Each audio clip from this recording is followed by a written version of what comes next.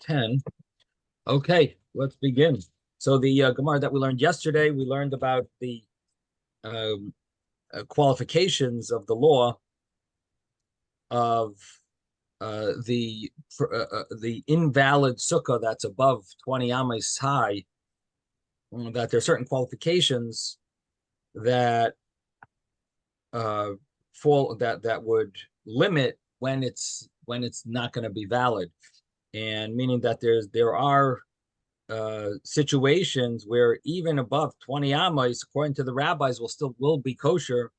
And that would be, according to one opinion, that had to do with if the walls reach all the way up to the schach, to the roof, which means that you don't have an empty space of maybe 10, 20 feet, which we have in Florida often. We have a lot of empty space in our sukkah walls. But if the walls would go all the way up to the schach, according to this opinion, you could even have your schach higher than 20 amas, which would be higher than like 40 feet, and it would be kosher. And we mentioned that according to one of the opinions in the commentaries on this Gemara, they say it would even apply even if it's just one of the walls went all the way from the bottom all the way up to the roof, to the schach. Even if just one of the walls, then maybe that would be good enough. Additionally, possibly according to this opinion, that you have to see the schach. It could be that if the sukkah was extremely large, then you will see the schach, because you don't have to turn your head all the way backwards in order to see it. Instead, because it's such a wide and long sukkah, you will see it just looking straight across. So that would be another reason, another possible. Where's the square box? Another possible qualification for the invalid sukkah. And this would allow someone to sit in the sukkah even though it's taller than 20 amas. That was one opinion. Then the other opinion, the Gemara said that the whole argument only applies when it's dalid, when the sukkah is a 4 amas by 4 amas, like an 8 by 8 sukkah. That would be where there's a debate, and that would be where the rabbis make the sukkah invalid. But if it was a large sukkah, more than 8 by 8, more than dalid amas, more than 4 amas by 4 amas, 8 by 8 feet by 8 feet approximately. So if it was more than that, then even the rabbis would permit the sukkah. And we said that would fit with the opinion of that it's all about shade. So when you have a sukkah that's dalid al dalid, that's 4 amas by 4 amas, then there's a problem with getting shade from the roof because it's so tall if the roof is above 20 amas. But if you have a bigger sukkah, then it will give some shade below, even though the schach is so high up. And there, even the rabbis will permit it. They'll allow such a sukkah. And Rabbi, yes, daled amas is more like 6 feet instead of 8 feet. Oh, okay. But there are different opinions. Well, that's how you're telling us that it's 20 amas is 30 feet. That's what you're saying. Otherwise, 20 amas would be 40 feet. I said both, but okay. I see. So anyway, let me just mute everyone here. So the sukkah that's very tall, there might be a way that it's going to be permissible, and that would be if it somehow would give shade, and that could be if the sukkah is wide, if it's long, and so it's more than dalid amas, more than 4 amas by 4 amas, so it could be permitted. And we spoke about Tues yesterday. That Tues asked a very strong question. He says all of a sudden, if it's a little bigger, then you could have a sukkah that's 100 feet high, and it's going to be good enough. It's going to give shade. Like what? How does that work? So we had two answers in Tues. One of the answers was that everything is proportionate. Now that answer of Tues is a very it actually changes the halacha drastically, because that puts on a whole new law that if everything is proportionate, that law affects a very tall sukkah, It's also going to affect a very small sukkah. For example, the way the understanding of the Gemara is that you have 4 amos by 4 amos sukkah, then your ceiling could be up to 20 amos. Right? That was what the Gemara understood. And if it's way Tues is explaining it's proportionate, that would mean that, let's say your sukkah is 2 amos by 2 amos. So how tall can your schach be then? If your sukkah could be 20 amos tall, if it's 4 amos by 4 amos, so, and then it's allowed to be 20 amos tall. So then if it would be 8 amos by 8 amos, it could be 40 amos tall, right? 40 amos tall.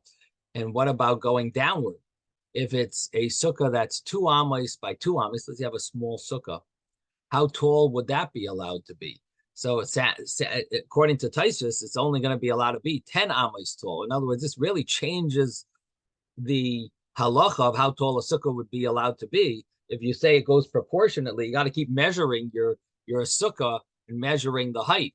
Again, it's only applicable if you're having a tall sukkah, but still, if you make a very tiny sukkah, then your height limit could be will now change as well, because you now have to lower your sukkah. Because the schach can't even be 10 amos high. Because now, one of the questions in learning it this way is, but the Mishnah didn't say anything about proportion. The Mishnah gave the set rule of 20 amos. And Tues is jumping based on this Gemara here, trying to answer a question. It says, you know what? It's all proportionate. But if it's proportionate, don't you think the Mishnah should have said that? In other words, the wording in the Mishnah implies like it's not proportionate. The wording in the Mishnah implies like it's a set rule. 20 amos is invalid. More than 20 amos is invalid. So the way to explain it, according to this interpretation of Tues, is that there's a standard size. And we can relate to that nowadays very easily, because you go to Home Depot, you have like standard size wood. So there's a standard size. In the olden days, there was like a standard size sukkah. That was the norm. Everyone has that regular sukkah. Everyone built it. It's an easy build, and it was always 4 amos by 4 amos. That was the normal sukkah that people built. You always built a sukkah 4 amos by 4 amos. It fit. That was like the typical sukkah. I don't know why. I mean, nowadays I could imagine that would make a lot of sense. Except that we have such wealth that we don't have to limit ourselves to an 8 by 8, 8 feet, 2 by 4. But that would make a lot of sense, that if a person just wanted to do a simple sukkah, you just buy the typical 2 by 4 by 2 by 4s. You buy 10 of them, you're all set. You build your frame and you have your sukkah, a few pieces of lattice, and you're all done. Costs you less than $100. Yes. What's the minimum amount that you said it could be? I'm not saying the minimum amount now. I'm talking about the standard size. But if you want to know what the minimum amount of a sukkah, we're going to be discussing that soon in the Gemara, which has to do with how the halacha is 7 tvachim by 7 tvachim, which is basically 21 inches. And then how much of your body? How much of your body has to be in the sukkah? Majority. So officially, a majority of your body could be in the sukkah with 6 tvachim, which would be about 18 inches. And then you get about 3 inches for your table. So something around 21 by 21 would be a kosher sukkah. But anyway, we're talking about how to fit Tues with the Mishnah, and how and the way we're explaining it is that because Daled Amos by Daled Amos is a standard halachic size. I was mentioning that it fits with the size of wood nowadays, but in the olden days they didn't have that. But the standard halachic size was, if you wanted something to be considered, and we'll soon see it also in the Gemara, that there's a standard size of what a room should be, and that's Daled Amos by Daled Amos, 4 cubits by 4 cubits, which is basically between 6 feet by 6 feet or 8 feet by 8 feet.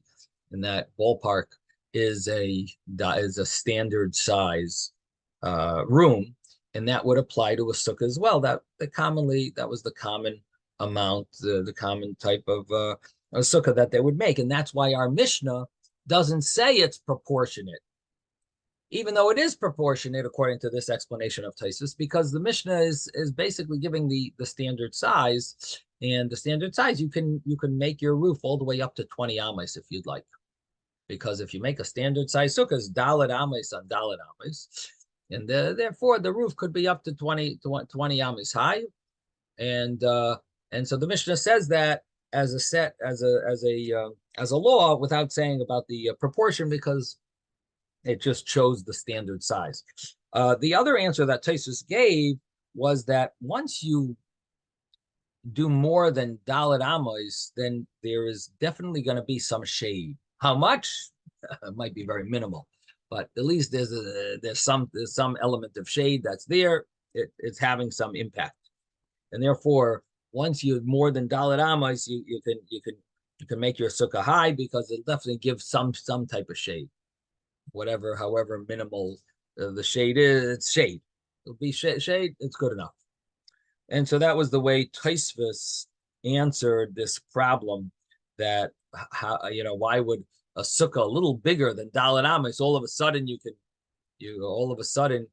can make the sukkah 100 feet tall? How could that be? All of a sudden it's getting shade, because even though it's 100 feet tall, it's going to give shade. So that was Tosfos' question. So he answers it with these two solutions. Gemara then gave another scenario, which, according to one opinion, you would be allowed to have in that scenario a sukkah that's very tall. And that scenario was as long as it's bigger than the amount of your head, your majority of your body, in your table. As long as it's bigger than that, you could have a very tall sukkah. But if it's just that size, then you cannot make a sukkah more than 20 amas high. And that, the Gemara said, we don't know the reason for it. It doesn't fit with any of those reasons. Tosfos gave brought a yesh mefarshim, some explain it, that the reason why that would not be a kosher sukkah is because it's not really called a sukkah, it's called a chicken coop. It's a lul shel tarnagolim, and it's tall and it's tiny. But if it would be a little bigger than that, then it's not called anymore a chicken coop. Now, I'm not really familiar with chicken coops. Maybe some of you might enlighten me on this. Are chicken coops really very tall? I mean, is that the common thing, that they have a very tall walls? Or is it just called the chicken coop because of the narrowness of the size, but nothing to do with the height? Are chicken coops tall? Anyone have any I have memories from Pulaski's bungalow colony next door. I can't hear you, Isaac. Could you speak a little clearer? Yeah, I remember the bungalow colony next door. They had a big building. They were doing eggs and chickens. It was a big building. I mean, tall. Yeah, it was like 2-3 levels. Even the cages outside, those would be coops. Yeah, the chickens went up and down, whatever they did. Yes, Mordechai. Yeah, the in-person senior school I go to, Rabbi Nimni's shul, in back of there's a chicken coop, and it looks like a one-story structure. One story. Yeah. In other words, I don't think it's more than, say, like 6 or 8 or 10 feet high or whatever. Yeah, 10 feet tall. Right. So Tosfos is saying here that the reason why a sukkah that's a sukkah that is a 7 by 7 tfachim, which means like 21 inches by 21 inches, that sukkah cannot be more than 20 ames tall, because then it'll look like a chicken coop. But it could be, 20 ames, it could be 10 ames tall, and then it's kosher. Now, wouldn't that also look like a chicken coop? That's my question. Now, as Taisus is telling us that when you have a very tall sukkah, and it's very narrow, it's only 21 inches by 21 inches, 7 tfachim by 7 tfachim. In such a case,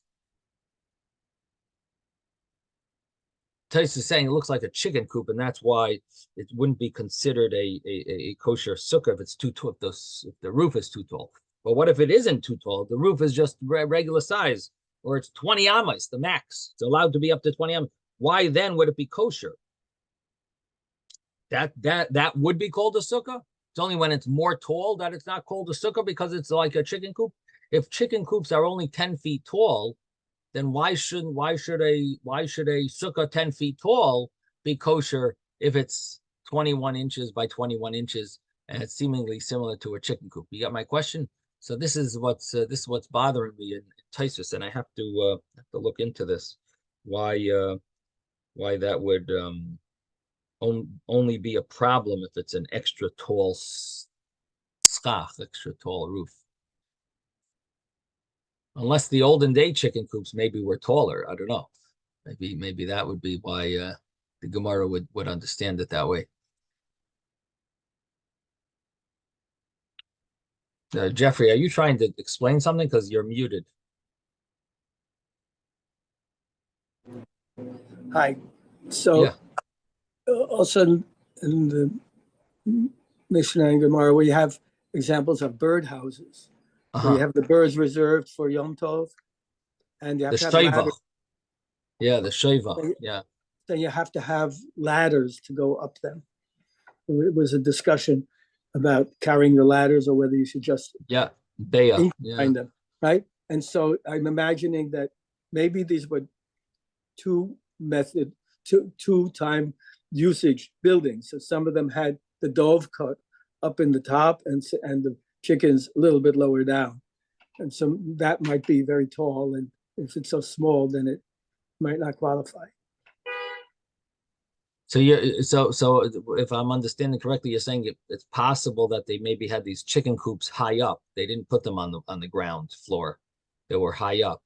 Does that make sense? Like, why would they do that? If you have, because they need places to roost. Even chickens, I believe. So maybe you need to have several roosting places, and then maybe above that you could you have the birds that you are actually cultivating there, not for eggs, not for things on the ground. They can fly out. Right. Maybe. I mean, I guess what we need to do is look into the historical background of chicken coops. But in any event, okay, so that's the way Tosfos explains this opinion, brings an explanation for this opinion. And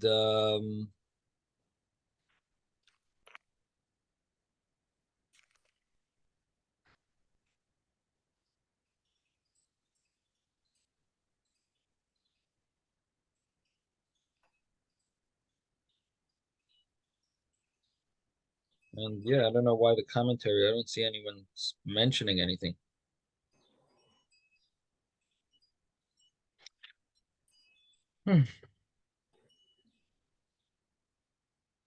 Okay, so anyway, then then the Gemara said, or that's actually where we're up to, I think. Yeah, that's where we got up to. Bishlema. Okay, so let's begin here. Bishlema is about halfway down the page. It must be about 25 lines from the top of the page. Bishlemed Reb Yoshia, Pliga ad Rav Huna Rav Chanan Barabba. So Bishlemed is good. You have the place on 2B, about 25 lines from the top of the page. Uh-oh, what's going on here? Isaac?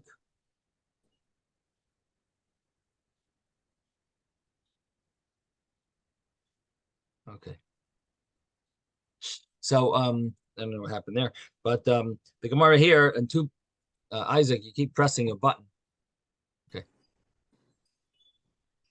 So, Bishlam ad Reb Yoshia, Fliga ad Rav Huna Rav Chanan Barabba. It's good, or we understand that Reb Yoshia is arguing on Rav Huna and Rav Chanan Barabba.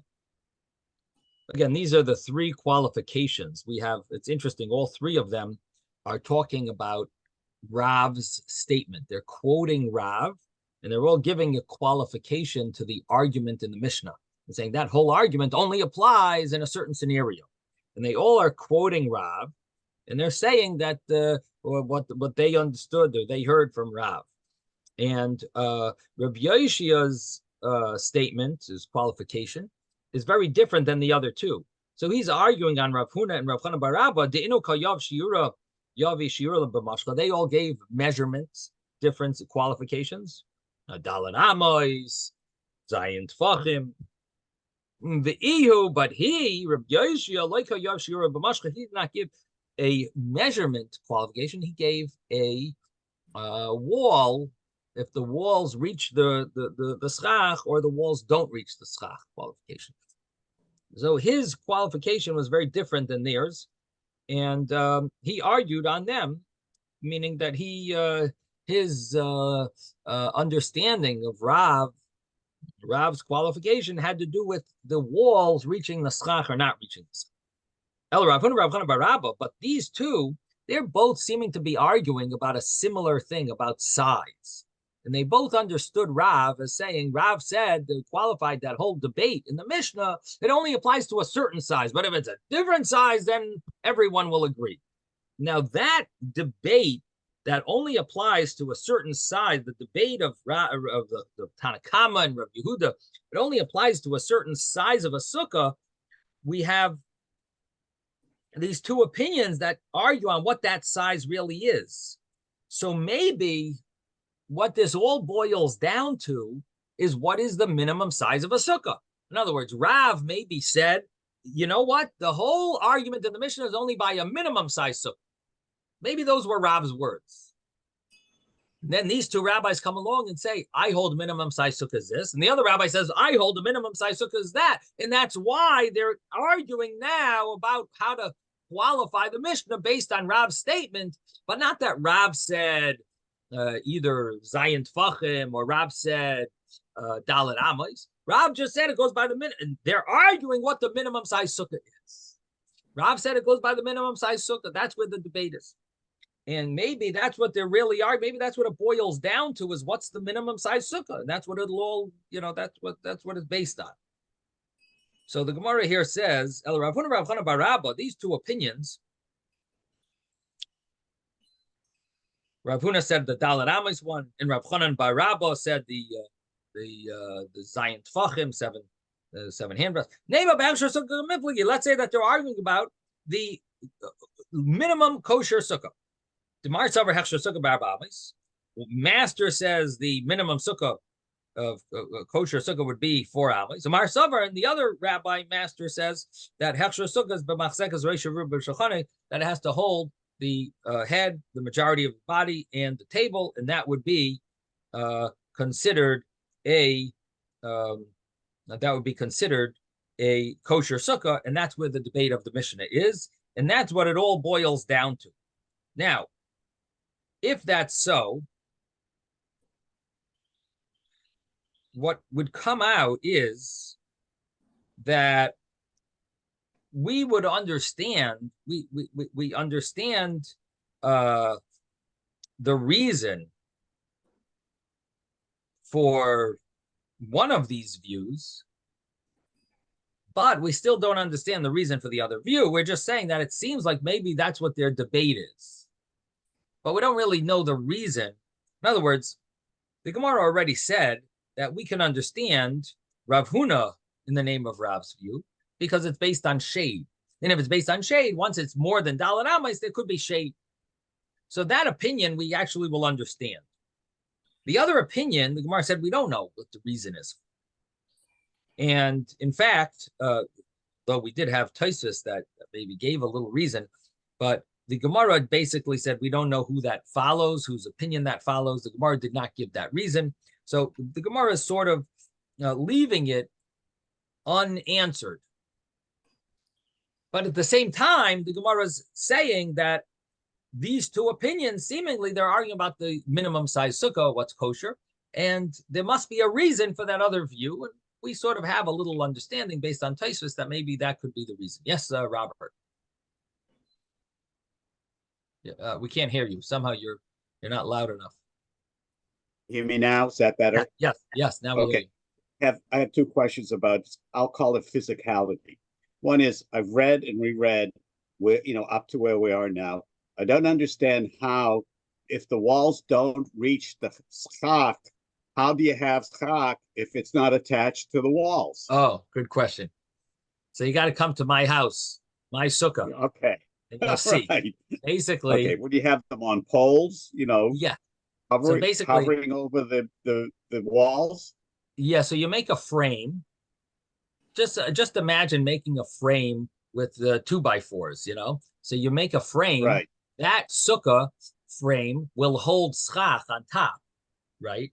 But it's not a kosher sukkah unless you have some walls. So what you do is then you add lattice to it. In the lattice, you put the horizontal way, not vertical, but you put it the horizontal way. So you got 4 feet of high lattice, but your sukkah is really 8 feet high. And and there's an empty space in between the end of the lattice and the height of the sukkah. And the schach is being held up on just a frame. It's not held up by the walls. There's just a frame around. There's a box that's holding you distinguish the frame from the walls is what you're saying. The wall is basically just a piece of lattice. Sure. Okay. All right. The other question I have is, why would it be acceptable, or why do we discuss the issue of the sukkah, containing one's head, most of his body, and his table? To me, that's an impossible orientation to be in a sukkah. So what it sounds like is that his legs are somewhat out of the sukkah because he's very limited in his space. So even though his legs are out of the sukkah, but at least his head, his majority of his body, and his table is there, and he's eating in the sukkah. But I guess the question is, why do we argue that? Should a sukkah not be a total environment for somebody to be able to eat in it as well as to sleep in it? So to me, that becomes contradictions of what we're discussing as the size relative to what the duties are in eating in a sukkah and sleeping in a sukkah. So you got a very good point there, and that is that ideally the sukkah is supposed to be comfortable, just like your house. You're supposed to live in it like you would live in your house, which obviously, if you want to do the mitzvah properly, make it nice and big and spacious and pleasant, and you could hang out there, and it's not supposed to be just eat your quick sandwich, you eat your hamburger and leave. You're supposed to hang out there. So you're right. But what about when, especially when people were very limited financially and they only could afford the minimum sukkah? What is that minimum? And the minimum that the Gemara says is the Roishay Ruba B'Shulchanai. We can't really relate to it because even poor people. Rabbi. Oh, okay. Okay, so if you know anything at all about the tenements in New York, which there is the fire escape, and you want to build a sukkah for yourself, you build it on the, right outside the window. I mean, the landing. Yes. And that's about as small as you can get without a judge basically saying, you're going to have to take it apart because if it violates the fire fire code. You know, there was an old joke about that.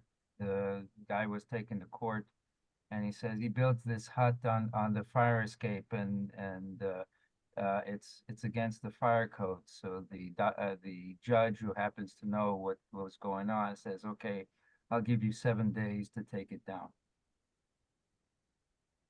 Right. So yeah, so that would be the the case Okay. nowadays. In the olden days, I think it also had to do with financially, just buying wood and buying, and building it and so on. So this was the minimum, but you're right. It should. Now, the question that there is a question that you're sort of touching upon, and that is, how could you sleep in such a sukkah? A sukkah is meant to be slept in. And even though today's day and age, we have leniencies not to sleep in a sukkah, and they, has to do with where it's not comfortable enough and so on. We're not used to outside. It's cold out. It's bugs. It's this. There's all different leniencies why people don't sleep in the sukkah, even though there are many places where they do. But there are heterim. It's brought in Shulchan Aruch, different heterim of not sleeping in the sukkah. But nevertheless, the question is, how could you even think of that sukkah being a kosher sukkah for sleeping in? How would that be even possible? But it seems that when you need to, you sleep, you'll sleep in that semi. You're not going to be lying down fully, but you'll be sort of like I guess you're leaning. You're sleeping in a leaning position. Yes, Jeffrey. So later on, we're going to have other interesting topics, and one of them has to do with people who are, let's say, in a caravan or on the move, and they still want to observe the law of sukkah. Well, for some of those people, you need to have the minimum sukkah, and they could actually be on their animal, like a camel, and have, some people call it like a howdah. It's a little house on top like of an elephant, but you could easily have it on a camel also, and you could observe the rule of sukkah during the daytime when you're traveling, and have schach on top of you and be with the majority of your body. The legs would all be technically inside. And then when you came to your stopping place, you would try to stop a place where people had built regular sukkahs, and then you could eat there. Yeah, thank you. That's a practical application of the sukkah, of the small sukkah. Okay, thank you. Yeah, Jeffrey, good point. Rabbi, you also mentioned, why the majority of his body, if he's reclining, which was the way in the old days they used to eat. Right. Okay, just to have your head and the majority of your body and your shulchan inside you're actually eating in a reclining position, which is the way that people do it. So it's a practical methodology for the way they used to do it back then. Rabbi, can I mention one thing? Correct. Yes, Moshe, yes. No, I don't, in Williamsburg, I don't know if it was Williamsburg or Borough Park, I saw a few people driving their bicycles with a sukkah on top of them. I mean, literally, is that considered makshir? I don't know. I'm just curious.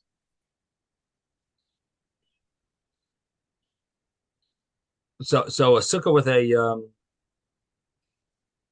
basically on what Jeffrey said, with the elephants and having a structure on top of them there, when they're on the move. I saw people driving their bicycles, some Hasidim, and they had like a sukkah on top of them while they're driving their bikes.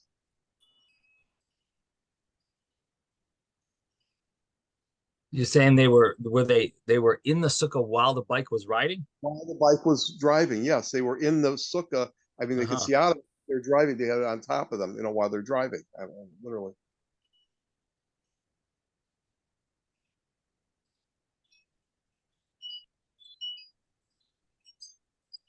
So I'm not 100% sure how it works if the sukkah's in the middle of driving, but in any event, a mobile sukkah is very popular. So for sure, such a sukkah could be done. Some people even are able to figure out how if they have a sunroof, they could possibly use that as a sukkah. But there are rules because how close is it to the ground? You're limited with, it has to be a low car. Can't be one of those Jeeps that are high up. And it's got to be, there are certain rules of how big the sunroof has to be, and you have to feel comfortable enough to be able to sit in it, but and under it. But that's yes, but definitely these sukkahs are kosher sukkahs, and they could be kosher as long as all the rules are met. Okay, so the Rabbi, market. Yes. Rabbi, the way Ezra is describing it, this is what the Bachrim and the students from 770, this is the way they made their sukkahs outside their windows. They opened up the window. There was like a little fire escape.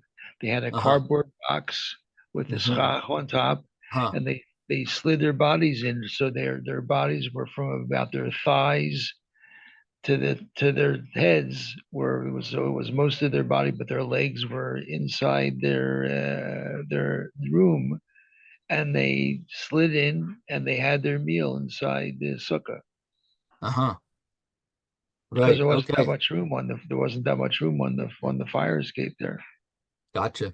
Well, it does have to be 7 tvachim, so I'm sure they measured that. But yeah, very nice. Okay, so those are the practical scenarios. In any event, the Gemara is trying to figure out if maybe this debate between Rav Chanan bar Rabba and Rav Huna is about the minimum size of a sukkah, and the Gemara concludes that it's not so. So the Gemara initially says, Nema behechsher sukkah kamnefki. Let's say that they're arguing about the minimum size of a kosher sukkah. The Mar Savar hechsher sukkah bar amis. Master says it's 4 amis. That's the minimum size. The Mar Savar hechsher sukkah machzek zresha ruba b'shulchanai. And Master says that the minimum size is has to hold one's head, one's majority body, and one's table. And the Gemara answers, Loi, no. This is not what they're arguing about. Everyone agrees that a kosher sukkah is the head, the majority of the body, and the table. And here, what are they debating about? That one says what the argument in the Mishnah happens to be only about a minimum size sukkah, and the other one says no, it's not only about a minimum size sukkah, it's a sukkah up to Dalet Amos. That's where the debate is. So Master says it's about a minimum size sukkah. Pligi, that's where they argue in the Mishnah if it's very tall schach, if that's kosher or not. But if it was more than that size, that minimum size, then everyone would agree it's kosher. And we explained this based on Tues that maybe it looks like a chicken coop. Mar Savar, and the other opinion, Master says, and this is Rav Huna, that from the minimum size ad Dalet Amos until Dalet Amos, that's where the argument is in the Mishnah. If it's very tall schach, then it would be a problem because it's not giving shade in Aval Yosemi Dalet Amos. But if it's more than Dalet Amos, more than 4 Amos by 4 Amos, if it's bigger than that, then everyone agrees that there is some type of shade. Everyone would agree that it is kosher and it would be acceptable, even according to the first opinion in the Mishnah. Even if it's very tall schach, there's going to be some shade, whether it means proportionately or whether it means that there's even a minute amount, but there is some shade that it's affecting the bottom of the sukkah, and therefore it would be kosher. I'm just thinking now about what Robert brought up.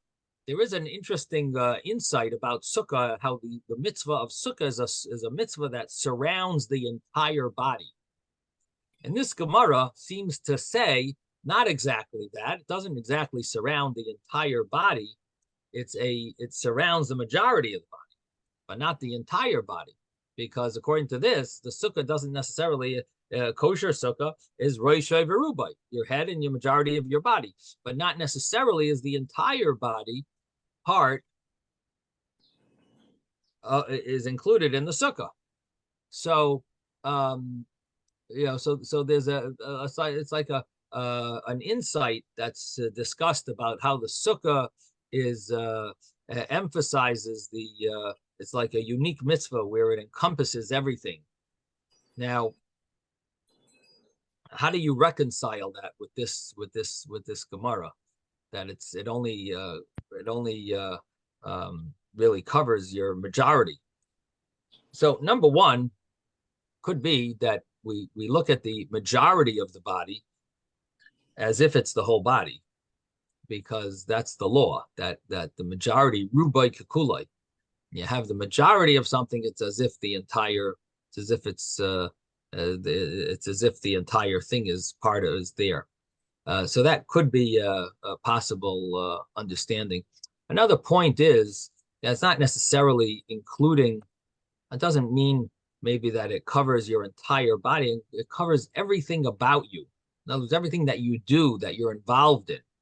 So just because your feet are not in it, but all your activities are maybe everything that your body does is covered, is included in the sukkah for those days of the mitzvah. The mitzvah is to do everything that you normally would do. You do it in the sukkah. So it means all of your it means everything about you, all of your actions are basically covered, surrounded by a sukkah. So maybe even if your legs are not exactly in the sukkah, but they when you're eating, but nevertheless the sukkah does encompasses all aspects of the person. Now the other point is that the sukkah generally does, even though according to halacha it doesn't have to, but practically speaking, the sukkah does cover the entire person. So in a practical sense, it does actually cover the entire person, even though according to halacha, you could get away with it not covering your a minimum part of your body might be outside of the sukkah, but practically speaking, the sukkah encompasses the entire person. Anyway, it's an interesting question of how to reconcile that insight with the Gemara that tells us the minimum size, which implies like the minimum size is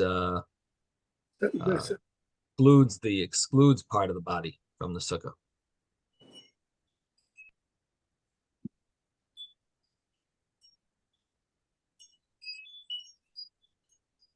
So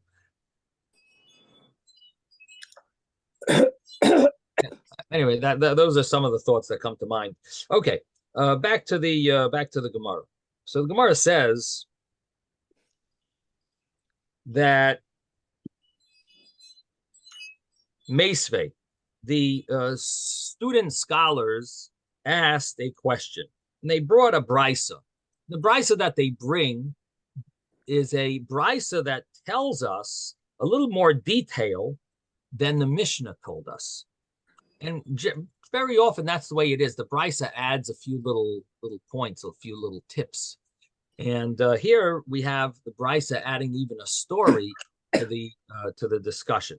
Meisvei, so the student scholars asked a question. Sukkah shehi gavaya l'mayla mi'asr ma'ama psula, a sukkah that is above 20 amas is puzzle. That's the first opinion. We saw that opinion in the Mishnah. Rabbi Yehuda machshir, Rabbi Yehuda permits it adar boyim b'chamisha mama, even up to 40 or 50 amas, which basically means it doesn't only mean 40 and 50. It means even 40 and 50, which means even high, even any height. Amar Rabbi Yehuda, and Rabbi Yehuda says, Maisa behilani hamalka. There's a story about Hilani, the queen. Belud in Lud, Shahaisa Sukasa Gavaya Masramama. She had a nice big sukkah, nice tall sukkah, high ceiling. It's above 20 amas high. And the elders, scholars, they would go enter and leave her place, her sukkah, which means that she was that they would visit her. And they did not say anything about the kashrus of her sukkah. So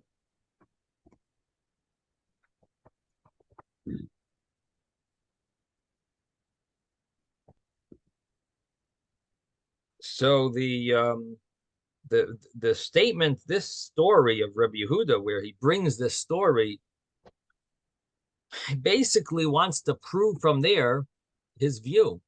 He says, look, I got a story that basically proves it. He says, listen, this lady, this queen, she was in a sukkah that was above 20 amas, and the rabbis didn't say anything. And you see that obviously it's a kosher sukkah. So Amru Lai, the rabbis told Rabbi Yehuda back, they said, you're going to bring a proof from that? Bisham Raya, from there you bring a proof? Isha Isa, she was a woman. Upatura Minasukah, and she's exempt. She's exempt from sukkah. She doesn't need to be in a kosher sukkah. What are we going to go tell her? By the way, lady, your sukkah is not a kosher sukkah. We don't have to tell her that. It doesn't matter if it's a kosher sukkah or not. She's exempt from a sukkah, so forget it.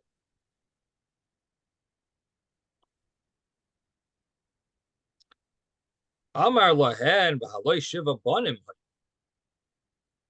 So Rabbi Yehuda said, yeah, she might be exempt, but she's got 7 sons. V'oid, and even more than that, kol ma'aseha lo yasasa ela al pi chacham. All of her actions, she only did according to the words of the rabbis. So Rabbi Yehuda is adding a few points here. He's saying, number one, she was in the sukkah that was above 20 amas. Number two, she had 7 sons. And number 3, everything she did was based on the words of the rabbis. And the Gemara says, and what does that mean? Lama li lamisni, why are you saying that? Why are you teaching that? V'oid kol ma'aseha lo yaseh al pi chacham, this statement of, and additionally, everything she did was only according to the words of the rabbis. Why are you, lama li lamisni, why are you teaching this statement? So the Gemara says, Hachi kamar lahu. This is what Rabbi Yehuda is telling the other rabbis. Ki saimru, if you want to say banim katanim hayu,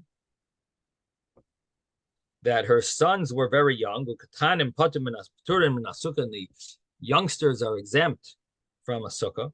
Kivan de shiva havu, since there were 7, it's impossible that there wasn't one of them that is not in need of his mother that to hold her hand, and therefore he would be obligated in chinuch for mitzvah of sukkah, because the children that need their mother are exempt from sukkah. If they don't need their mother, of course we'll learn about this later on page 28. Talks about the mitzvah of chinuch and so on, what it means tzarech li'imai. But basically, if you have 7 sons and they're not twins or triplets, quadruplets or whatever, obviously one of them is 7 years old or 8 years old, and these kids have a mitzvah of chinuch, and so one of them at least is einay tzarech li'imai, doesn't need his mother, and therefore he would be obligated in the mitzvah of sukkah. And even you're going to say, oh, but he's only chayev, he's only responsible rabbinically because he's not 13 yet, so he's only obligated rabbinically in the mitzvah of sukkah, and therefore maybe she didn't keep all those rabbinic stringencies. Midrabanan hudamachayev. Maybe he's only obligated rabbinically. V'ihi, and she midrabanan le'mishkacha.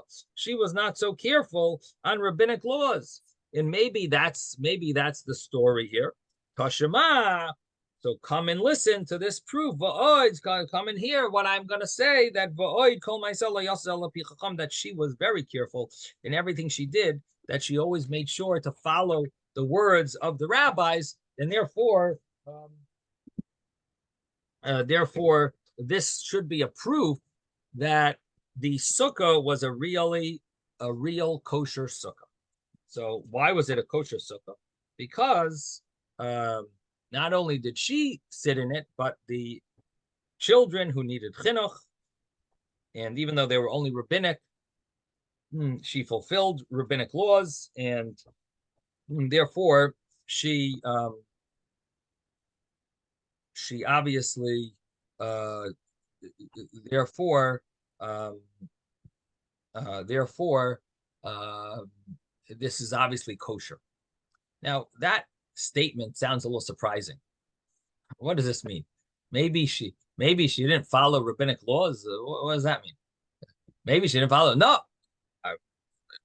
she didn't. You think she didn't follow rabbinic laws? No, she really did. She followed all the rabbinic laws. Everything she did was. What do you mean she didn't follow rabbinic laws? There were people that just didn't have to follow rabbinic laws, and the rabbi. And who cares if she didn't? Then for sure the rabbis should have told her off. You don't follow rabbinic laws? Follow. You got to do it. So what the Gemara is really hinting to here is that there is a concept of better someone should be a shoygeg than a mazid. That we have to be careful when to rebuke someone. If you rebuke someone and they're not going to listen, so when it comes to a biblical law, you rebuke them. But when it comes to a rabbinic law, there is a concept of maybe it's better you don't rebuke them. Because if you rebuke them, then they will be considered rebellious. If you don't rebuke them, then they are just called ignoramuses. And so better they should be called ignoramuses than rebels. And so that's that's really what the Gemara means over here, that that maybe you'll say she wasn't familiar with these rabbinic laws, and the rabbis didn't want to tell her this law, because then she would maybe become a rebel, and therefore maybe we shouldn't tell her. And on that, Rabbi Yehuda clarified, and he said, no, she was very careful on all rabbinic laws, and the rabbis would have told her off if it wasn't kosher. So this way she would have fulfilled the mitzvah properly and made the sukkah kosher. And the fact that the rabbis did not tell her off proves that this was really a kosher sukkah all along. Rabbi, question. Yes.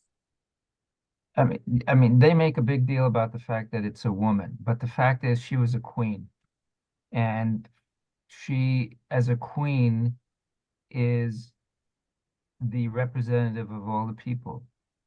Therefore, would have to keep all the laws, rabbinical or biblical. So why not just say she followed all the laws because she was the queen, and as head of state, she had to do everything that was required according to Torah law as well as rabbinical law, and not have to go through this entire thing. Oh, she was a woman and she had these little kids and she had all this other stuff. Well, I look at it as that ignorance is bliss, and they don't want to create any resentment of somebody in power. So, I mean, that's yeah, but the conclusion is that they would have told her off. That's the way the Gemara makes it. If this was wrong, they would have told her off. But the thing is that these kings and queens at that time, I think she was one of the Chashmonoim from the dynasty, the end of that dynasty. If that's true, I mean, these were a bunch of wild maniacs. To say that they were examples for the community. I mean, maybe she happened to be, but the other kings were not exactly righteous. I mean, they were killing each other out. It was not a happy scene over there. So I don't know if you could say maybe she should have. She's a queen and she was supposed to, but I don't know if that proves anything. You know what I mean? She's supposed to keep rabbinic laws, because she's a queen. You know what I mean? And I don't know if that applies. I mean, you're saying that because she's a queen, she's exempt. So what are you going to say, that because she has to be a example to the community, she should still sit in a kosher sukkah? I don't know if that's true. she has to be an example. So therefore, if she's exempt, she's exempt. She doesn't have to sit in a kosher sukkah to show the people. You know what I mean. So for a lot of reasons, I don't know if that would apply. You know what I'm saying? If she's exempt, why should she have to be an example to the community? Because she's the queen. I mean, if she were nondescript woman, yeah, okay, I agree. But the fact is that she is the representative of the state. And women don't have to daven ma'ariv. So you're going to tell me she has to daven ma'ariv because she's supposed to be a representative? You know what I mean? Women, there's a lot of mitzvahs that women are exempt from. You're going to tell me she has to because she's the queen? I've never heard of that halacha. I don't know. I'm not familiar that there is such an obligation. I do agree with you that people of authority have a responsibility to be good examples, but I'm just saying, like, I don't know if that would have proven anything in this scenario. And then additionally, I don't know if that would have helped by saying that she should have, because because she's a queen, especially with the way the kings and the queens were going on over there. Rabbi, but it says there that the sages the Chachamim went in and out of her sukkah. Yep. So they're actually they could actually be eating in her sukkah if they're going in and out. And they're not going to be going in and out of her ma'ariv. You know what I'm saying? So in a way, her sukkah is being depended upon for